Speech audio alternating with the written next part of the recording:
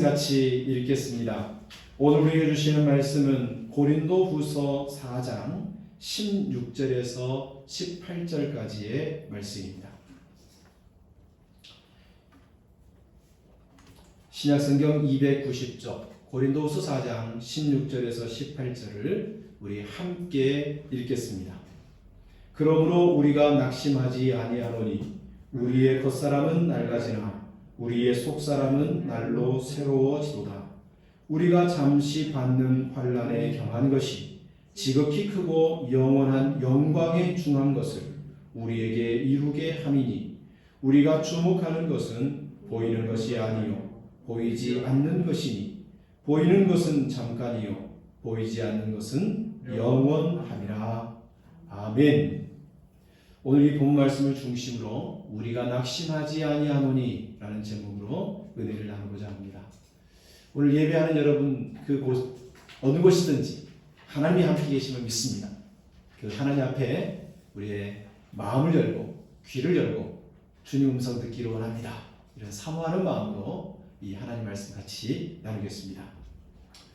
기독교 고전 존 버년이 쓴 철로 역정이라고 하는 책이 있습니다. 그 책을 읽다 보면 믿음의 삶을 살고자 하는 한 사람이 믿음을 온전히 회복해가는 과정을 기록해두고 있습니다. 그 주인공의 이름을 크리스천이라고 합니다.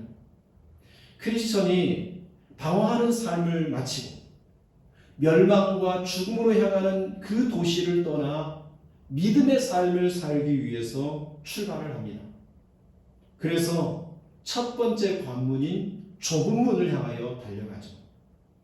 좁은 문을 빠져나와 이제 믿음의 길을 걸어갑니다. 이 믿음의 길을 걸어가는 크리스천에게 첫 번째로 닥친 어려움, 그 철로 역정을 보면 그 첫 번째 당한 어려움이 낙심의 수렁이라는 것입니다. 자신도 모르게 믿음의 길을 가고 있는데 조금씩 수렁에 빠져들어요. 내가 왜 이렇게 앞으로 가지 못하나? 그렇게 혼돈스러운 삶을 잠시 머뭇거리고 있는데 그곳이 바로 낙심이라고 하는 수렁이었음을 늦게 깨닫게 되죠. 주님을 믿고 따르는 그리스도인, 믿음의 삶을 살고자 하는 우리들에게 자주 닥치는, 그리고 가장 먼저 우리를 쓰러뜨리게 하는 장애물이 있다면 그것은 낙심이라는 것입니다. 낙심이라는 말은 바라던 일이 이루어지지 아니하여 맥이 풀리고 마음이 속상함이라는 뜻입니다. 희망을 가지고 노력했는데 노력한 것이 물거품이 되는 거예요. 원하는 대로 되지 않을 때 우리 마음이 속상하죠. 낙심이에요. 구약 성경에서는 마사스라고 하는 단어를 썼는데 이 단어의 의미는 마음이 녹아내리고 황폐하게 된 상태를 낙심이라고 합니다. 신약 성경에는 카고스라고 하는 단어를 썼는데 가치 없음, 허무하다, 해롭게 되다라고 하는 뜻을 가지고 있습니다. 이처럼 낙심이라고 하는 것은 우리 영혼을 황폐하게 만드는 독약과도 같이 해로운 것이죠. 우리 마음을 섭섭하게 만들고 그래서 쓸쓸하게 만들고 우리 영혼을 좀먹고 하나님에 대해 열정을 품고 나아가는 것이 쓸모없는 것처럼 느껴지게 만드는 것이 낙심이에요. 여러분 이 가을에 가을을 타시는 분들 계시죠? 뭔가 이렇게 아름다운 열매, 풍성한 열매, 드릴 것 열매가 가득한 사람은 이 가을이 뿌듯하고 행복해요. 그러나 뭔가 이루지 못했다, 노력한 열매를 거두지 못했다 라고 할 때 바람에 떨어지는 나뭇 잎사귀를 보며 내 마음도 뚝뚝 떨어지는 낙심을 종종 경험할 수 있습니다. 부디 오늘 이 시간 말씀을 통하여 우리의 마음이 낙심되는 것들이 사라지고 낙심으로부터 벗어나는 은혜가 우리 모두에게 임하기를 소망합니다. 바울은 본문 16절 말씀에 이렇게 말합니다. 우리가 결코 낙심하지 아니하노니. 바울이 지금 낙심할 만한 상황임에도 불구하고 낙심하지 않겠다라고 결단을 하고 있습니다. 고린도 교회로부터서 바울의 마음을 참 아프게 하는, 실망하게 하는, 그래서 낙심케 하는 이야기들이 들려왔습니다. 고린도 교회는 사도 바울이 2차 전도 여행 중에 목숨을 걸고 전도하여 세운 교회입니다. 그런데 이 교회로부터서 불길한 소식들이 들려옵니다. 고린도 지역은 부유한 도시였고 학문적으로 수준이 높은 도시였습니다.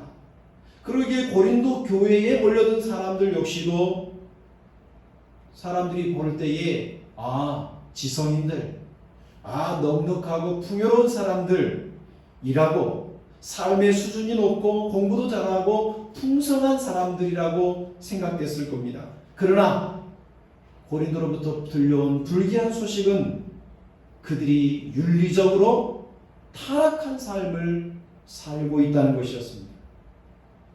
여러분, 교회를 섬기는 목회자로서 성도가 부해지는 것, 사업이 잘 되는 것, 우리 자녀들이 공부를 해서 학력 수준이 높아지고 합격의 소식이 들려오고 그로 말미암아 영예를 얻는 그 소식을 들을 때 참 가슴이 뿌듯해지고 좋아집니다.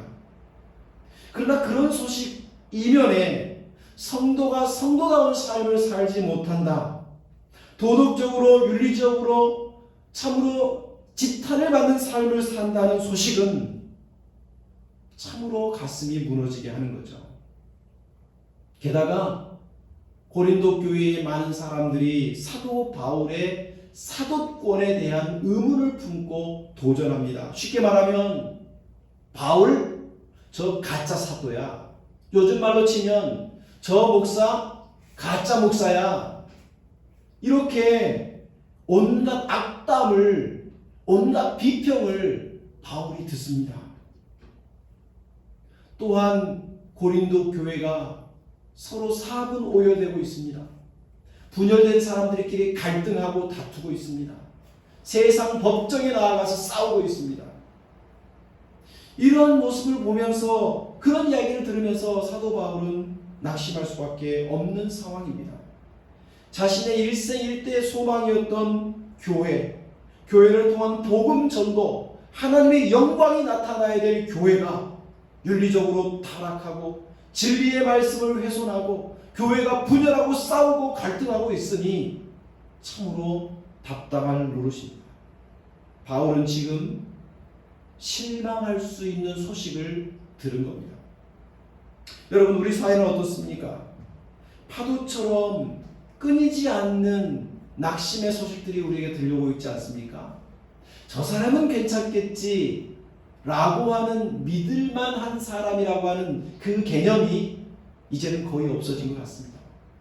기대와 소망과 믿음보다는 의심의 눈초리가 이 세상에 가득합니다. 또한 우리가 하고 있는 일들도 어떻습니까? 노력한 대로 그 열매를 그냥 따먹기가 쉽지 않습니다. 질병, 사고, 재난, 사랑했던 이들의 이별과 작별의 소식들이 우리에게 들려올 때 우리 많은 사람들은 낙심하게 됩니다. 또 낙심을 넘어 절망까지도 갈 수 있습니다. 그런데 오늘 바울은 결코 낙심하지 않겠다라고 결단합니다. 사도 바울이 결코 낙심하지 않을 만한 이유가 있기 때문입니다.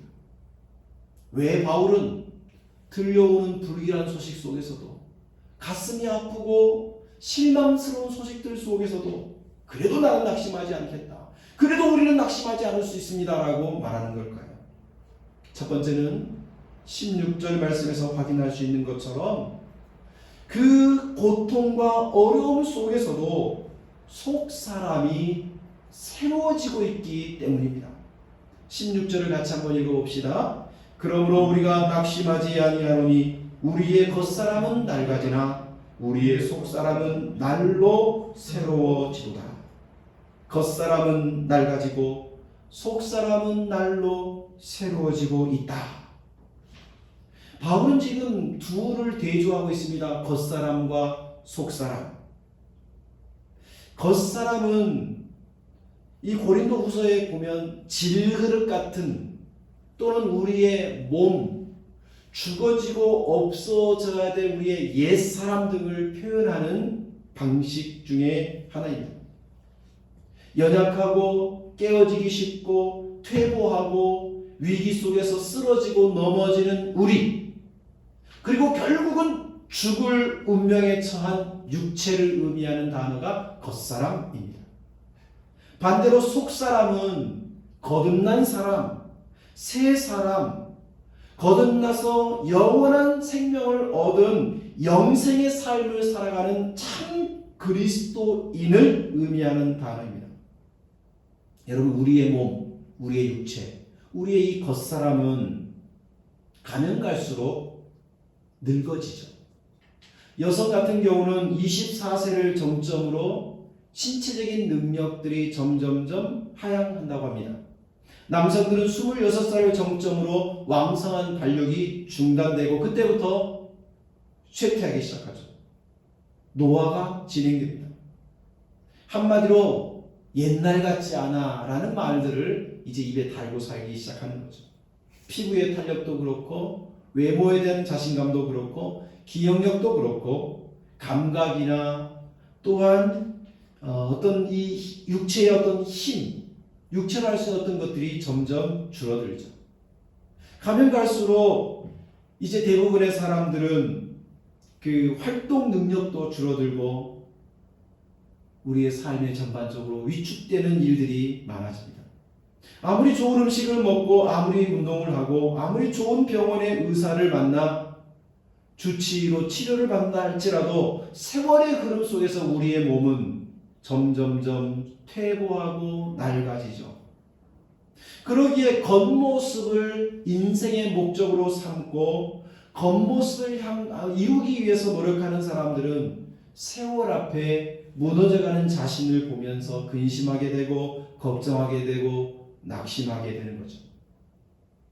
그러나 예수님을 믿는 성도들은 육체는 낡아지고 늙어지지만 겉사람의 목표를 두지 않기 때문에 우리 안에 새 생명으로 주신 이 속사람을 향하여 우리는 점점점 나아가기 때문에 육신이 낡아질지라도 실망하지 않고 절망하지 않게 됩니다. 왜냐하면 우리의 육신은 태어나면서부터서 죽음을 향해 나가지만 우리의 속사람은 예수 그리스도를 만난 그 순간부터 천국을 향하여 더 가까이 나가기 때문에 날로 그 생명의 능력이 충만해져 가는 것이죠.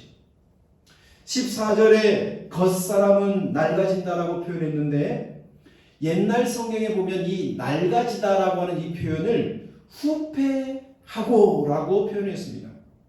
여러분, 이 후패한다는 말은 늙고 낡아진다는 의미를 뛰어넘어서 썩어져서 형태를 상실하고 쓸모없어진다는 의미를 갖고 있어요. 여러분, 어떻게 보면 이 후패하다는 말이 훨씬 더 유연한 표현 같습니다. 우리 겉사람은 결국 썩어질 것이고 형체 없이 사라질 것이고 누구도 기억하지 못하는 시대에 우리 앞에 올 것입니다. 그러나 이 겉사람이 후패해질수록 예수의 생명을 가진 우리의 영혼의 생명은 결국 날로 새로워지는 것입니다. 여기 날로 새로워진다는 말은 성장한다, 좋아진다는 것이에요. 여러분, 시간이 갈수록 좋아지는 것이 있습니다. 진짜가 그렇죠. 시간이 갈수록 비싸지는 게 있습니다. 명품이 그렇죠. 작품이 그렇죠. 여러분, 하나님이 우리에게 주신 이 생명은 시간이 가면 갈수록 성숙해지고 녹익어지고 맛이 깊어지고 그 인격과 삶이 더욱더 멋스러워지게 되는 거죠. 여러분, 사도 바울은 왜 낙심하지 않습니까? 육신은 힘들고 어려움이 있지만 그 어려움 속에서 속사람은 하나님 주신 이 생명으로 가득한 속사람은 날로 성장하기 때문에 그래요. 날로 좋아지기 때문에 그래요. 바울은 그것을 알았어요. 두 번째로 바울이 여러 가지 낙심할 만한 소식이 들려오고 있음에도 불구하고 절대로 낙심하지 않겠다고 결단하고 선포하는 이유가 있습니다. 그 두 번째는 겉사람이 받는 고난은 속사람이 받을 영광의 원인이 되기 때문입니다. 17절을 우리 같이 읽어봅시다. 시작. 지극히 크고 영원한 영광에 중한 것을 우리에게 이루게 함이니. 여러분 17절을 가만히 보면 환난을 꾸미는 수식어가 있습니다. 잠시 경한 것이라고 표현됐죠. 환난은 잠깐 당하는 것입니다. 환난은 우리가 당하는 마당에서는 엄청나게 크게 보이지만 사실은 그렇게 큰 게 아니라고 사도 바울은 말합니다. 반대로 영광은 어떻습니까? 무슨 말들이 꾸미고 있습니까? 지극히 크다. 그 다음에 영원하다. 그리고 중하다. 무겁다. 크다. 라고 말하고 있습니다. 우리가 앞으로 당할 영광은 지극히 큰 것입니다. 큰 것 중에서도 비교할 수 없는 크기를 갖고 있습니다. 잠깐이 아니라 영원한 영광입니다. 가벼운 영광이 아니라 무겁고 중요한 영광입니다. 사도 바울은 그것을 알았어요. 이 땅에 살아가는 동안 그리스도의 생명을 품은 참 그리스도인으로 살아가는 동안 이런저런 아픔과 슬픔 속에서 힘들고 어렵고 고난을 당하겠지만 그것은 결코 하나님 앞에서 받을 영광과 비교하면 비교할 만한 것이 아니라는 거예요. 지금은 무겁고 힘들어서 감당할 수 없을 것처럼 느껴지지만 하나님의 영광을 바라보면 지금의 고난은 가볍게 이겨낼 수 있는 거라고 바울은 가르쳐주고 있습니다. 여러분 고린도전서 15장 43절을 보면 욕된 것으로 심고 영광스러운 것으로 다시 살아나며 약한 것으로 심고 강한 것으로 다시 살아난다라고 바울은 고백합니다. 여러분 지금 우리가 힘들고 어려운 일들을 만났지만 그 역경 속에서 하나님은 우리를 영광스러운 것으로 만들어 가실 것이고 지금 너무나도 고통스러운 삶의 현장에 있지만 그런 과정을 통해 우리에게 강력한 하나님의 사람으로 다시금 살아나게 하신다고 약속하고 있어요. 여러분 고난 다음에는 반드시 영광이 있다는 것을 바울은 지금 강조해주고 있는 거예요. 이 세상의 삶이 전부라고 생각하면 죽으면 끝이라고 생각하면 이 세상을 사는 동안 고난받을 이유 없습니다. 이 세상 사는 동안 착하게 살려고 애쓸 필요가 없습니다. 이 세상 사는 동안 그리스도를 위하여 욕먹을 필요가 없습니다.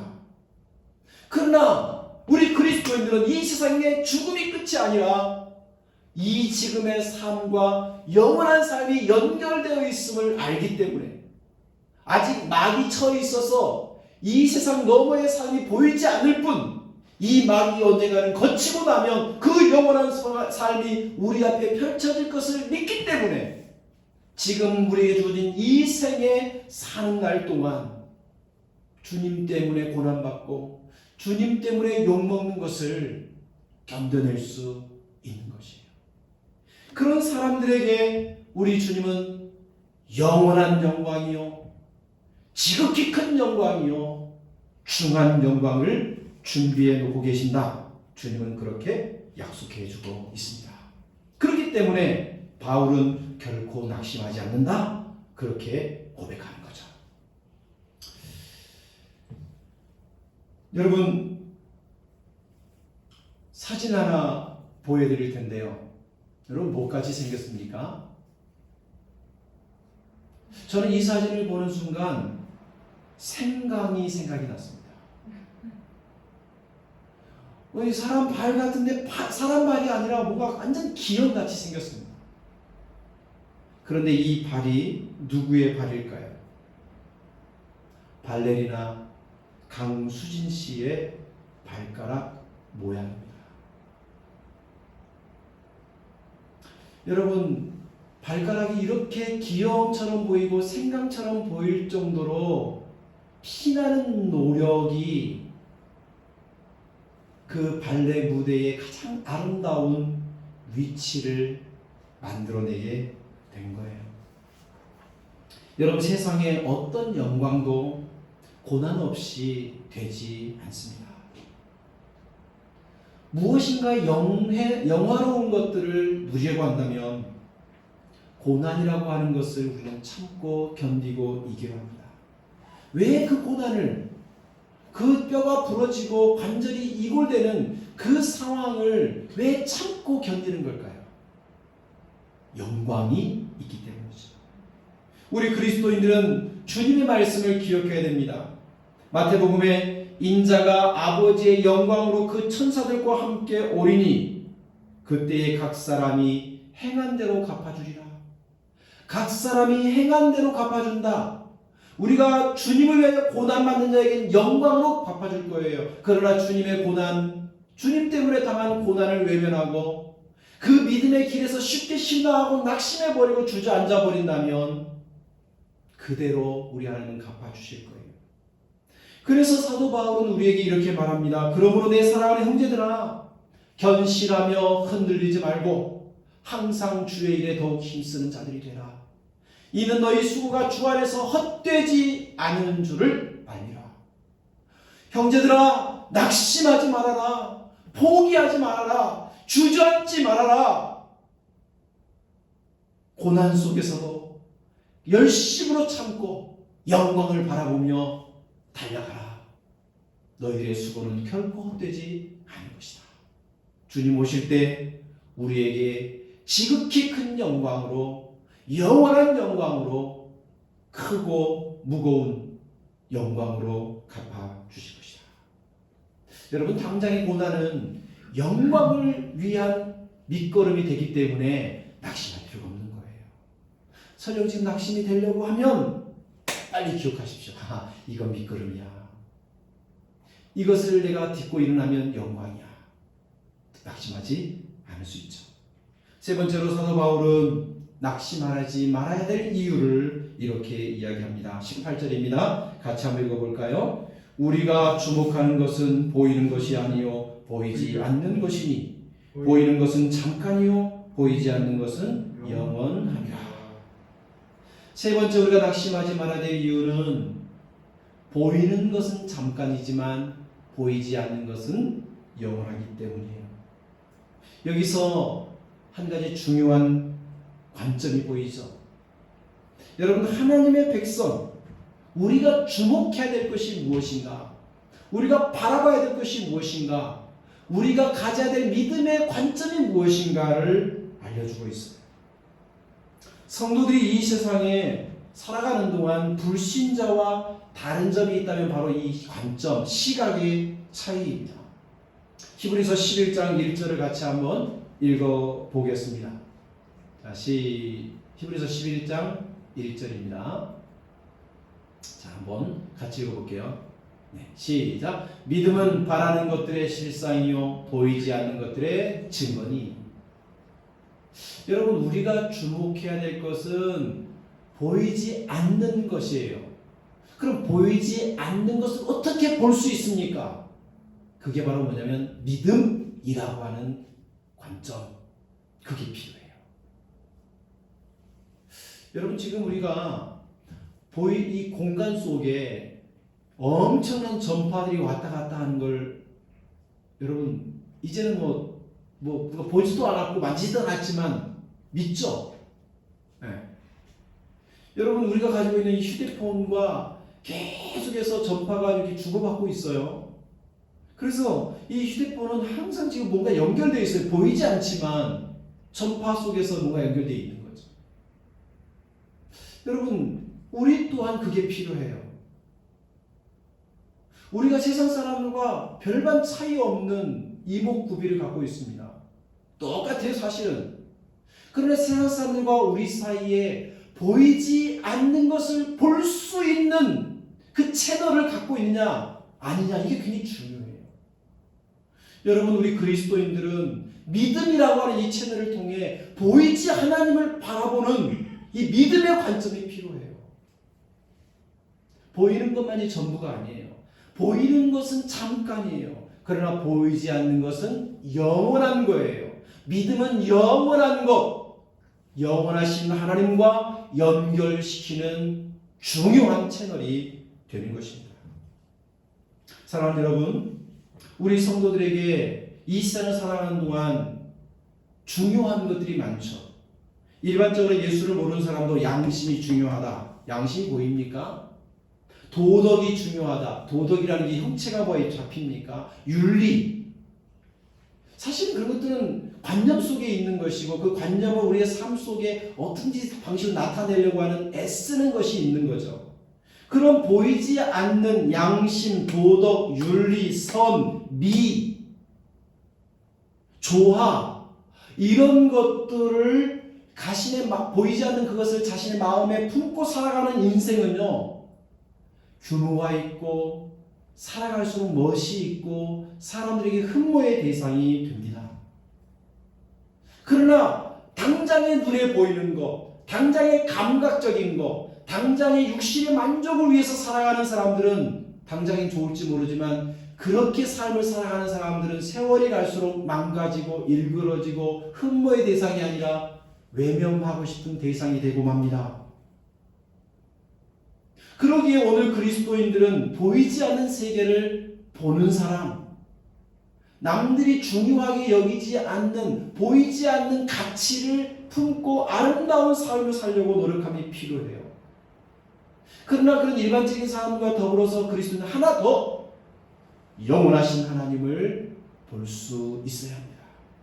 그 영원하신 하나님의 음성을 들을 수 있어야 합니다. 그 영원하신 하나님의 손길을 느낄 수 있어야 합니다. 그 영원하신 하나님과 교제하며 살아야 합니다.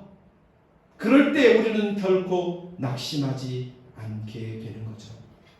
세상에 보이는 것이 내 마음의 중심에 있는 것이 아니라 보이지 않는 주님이 내 마음의 중심에 있는 겁니다. 보이지 않는 주님의 말씀을 따라서 삶을 살아가는 것입니다. 보이지 않는 저 천국에 향하여 우리의 믿음을 발걸음을 한 걸음 한 걸음 내디딜 때 우리는 결코 낙심하지 않게 될 것입니다. 성도 여러분, 우리가 사는 세상은 우리의 기대와 사뭇 다르게 우리의 마음을 실망시키고 낭망시킬 만한 일들이 참 많이 일어납니다. 속상함이 많은 시대죠. 그러나 이럴수록 우리는 낙심하지 말을 분명한 이유를 찾아야 합니다. 우리의 겉사람은 낡아지지만 우리의 속사람은 날로 새롭게 되고 있다는 사실을 기억하십시오. 우리 육체는 죽음을 향하여 가는 것 같지만 우리의 속사람은 영원한 생명으로 나아가고 있음을 기억하십시오. 우리가 당하는 고난은 장차 받을 영광으로 나아가는 과정임을 기억하십시오. 지금 내가 당하는 주님 때문에, 믿음 때문에, 신앙 때문에 당하는 고난은 영광의 밑거름이 된다고 하는 사실을 기억하십시오. 그러면 낙심하지 않을 수 있습니다. 잠깐 보이는 세상, 여기에 우리의 목적이 있지 않습니다. 우리가 봐야 될 것은 영원한 것입니다. 그 영원한 것을 바라보는 사람은 낙심하지 않을 수 있습니다. 그 보이지 않는 영원한 것 중에 최고는 바로 주님과 교제하는 것입니다. 사랑하는 성도 여러분, 우리가 낙심하지 아니하노니 바울은 우리에게 가르쳐줍니다. 그렇다면 여러분, 우리가 이런 여러 가지 낙심하지 않을 이유를 알았는데 그 이유들을 이제 내 것으로 삼는 게 중요하겠죠. 여러분, 이 한 주간 살아가면서 어떤 일이 일어나도록 마음을 낙심하고 포기하고 모르겠다 하면서 믿음의 발걸음을 해체하는 일이 없기를 소망해요. 그렇게 하기 위해서는 첫 번째로 우리의 지나간 시간들을 통하여 불평하고 원망하기보다는 감사를 배우고 익히고 실천하는 성도 되기를 소망합니다. 한번 따라합시다.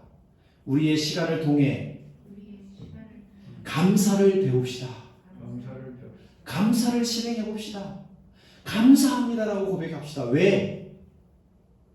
지금 낙심거리들은 우리 속 사람을 새롭게 하는 거예요. 영원한 세계로 나아감에 있어서 영광이 우리를 기다리고 있는 거예요. 그것들을 생각하면 힘들고 어려운 일 만날 때 불평, 원망, 싫어 이게 아니라 그래 감사하자 이런 마음을 가질 수 있어야 되겠죠. 두 번째는요, 이 한 주간 동안에 우리가 어렵고 힘든 일을 당할 때 그보다도 더 큰 영광이 우리 앞에 있음을 바라봅시다. 힘든 일을 만날 때 이거 힘든 이 짐은 영광의 무게에 비하면 아무것도 아니야. 지금 고통스러운 일을 만났을 때 이 고통은 장차 하나님의 영광으로 말미암아 큰 보화 같은 영광의 상을 우리에게 주실 거야. 미래에 받을 영광을 바라보면 지금을 이겨낼 수 있습니다. 세 번째로는 우리가 어떤 사람입니까? 우리가 그리스도의 생명을 가진 사람임을 기억합시다. 우리는 이 세상에서 죽을 인생으로 끝나는 게 아니에요. 우리는 주님이 주신 생명을 통하여 영원으로 나아가고 있는 길이에요. 잠깐 지나가는 거예요. 잠깐 고통이에요.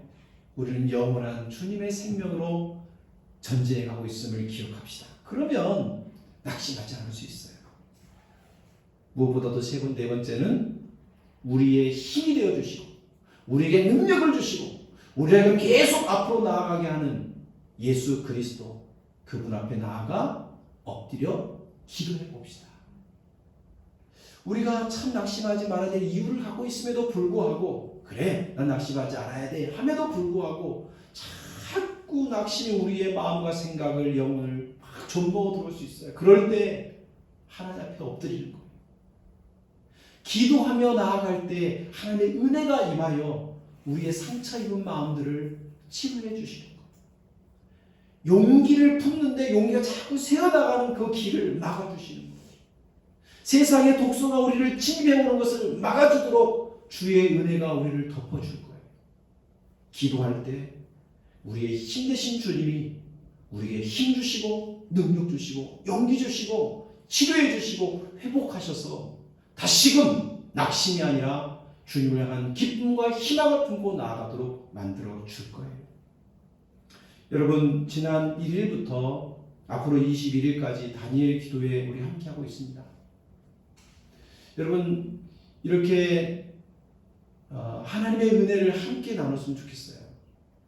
저도 지난 일주일 동안 매일 밤 8시부터 10시까지 영상을 통해서 우리 전국의 14,000여 교회가 함께 수십만 명의 그리스도인들이 함께 찬양하고 같은 말씀으로 같은 기도의 제목으로 간절히 기도하는 이것이 영적인 물결인 것 같아요. 우리 힘이 없고 우리가 참 이 버거운 세상을 영적으로 승리낼 힘이 부족한 우리들이지만 그 믿음의 물결을 위해 함께 동승하면 회복할 수 있는 은혜가 임할 거라고 저는 생각해요. 여러분, 지금 위드 코로나 그런 말을 많이 하죠. 이제 코로나를 이길 수 없어요. 그냥 코로나와 함께 가야 된대요. 그런데 여러분, 코로나가 우리와 함께하는 것보다 우리는 더 먼저 더 깊이 인식해야 될 게 있어요. with 그리스도. 우리 옆에 계시는 주님, 우리와 함께 계신 주님, with 코로나 시대가 아니라 with 그리스도의 시대를 우리가 만들어가야 되지 않겠습니까? 여러분, 주님이 우리와 함께하고 있어요. 그것을 좀 믿음으로 인정하고 믿음으로 주님을 보고 그 주님이 우리에게 말씀하는 걸 듣고 그 믿음을 따라 순종해보는 삶을 산다면 우리 이 어려운 시대를 반드시 이겨낼 것이고 주님 주신 힘과 은혜로 말미암아 우리 인생을 더욱더 아름답게 만들어 갈 거예요. 여러분, 부디 부탁을 드립니다. 여러분, 교회 현장에 오셔서 함께 기도했으면 좋겠고 설령 그러지 못하고 직장에 출근해야 되는 상황이 있을 수 있겠죠. 그럴 때면은 인터넷으로 유튜브로 이 하나님 주신 도구라고 생각하고 그 도구를 선용하는 우리가 되셔서 매일 밤 우리 교회의 카톡으로 이렇게 또 올려드리거든요. 그 누르기만 하면 은혜의 자리랑 연결이 됩니다. 다니엘 기도에 함께 동참하면서 부스러기와도 같은 은혜라도 우리 성도들에게 주십시오.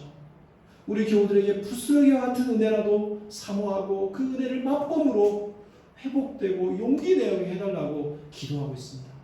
함께 그 은혜를 누렸으면 좋겠습니다. 낙심이 아니라 믿음으로, 용기로, 희망으로 나아가는 우리 교우 되시기를 축복합니다. 기도합시다. 하나님 아버지 감사합니다. 우리에게 당한 고난이, 우리에게 닥쳐오는 여러 가지 슬프고 어려운 일들이 우리의 믿음의 발걸음을 포기하고 좌절시키지 않도록 도와주십시오. 우리가 이 당한 고난 속에서 우리 속사람이 더 강건해집니다. 우리의 고난을 통하여 영광이 더 커지고 있습니다. 고난은 잠깐이지만 영광은 영원한 것입니다. 우리의 눈은 이 세상이 아니라 영원한 주님을 바라봐야 하겠습니다. 주님과 기도하며 주님과 믿음의 줄로 꽁꽁 묶이는 우리가 되어서 결코 낙심하지 않는 주님의 은혜로 날마다 새로워지고 용기를 얻는 우리 교우들 되게 하여 주옵소서. 예수님의 이름으로 기도드립니다. 아멘.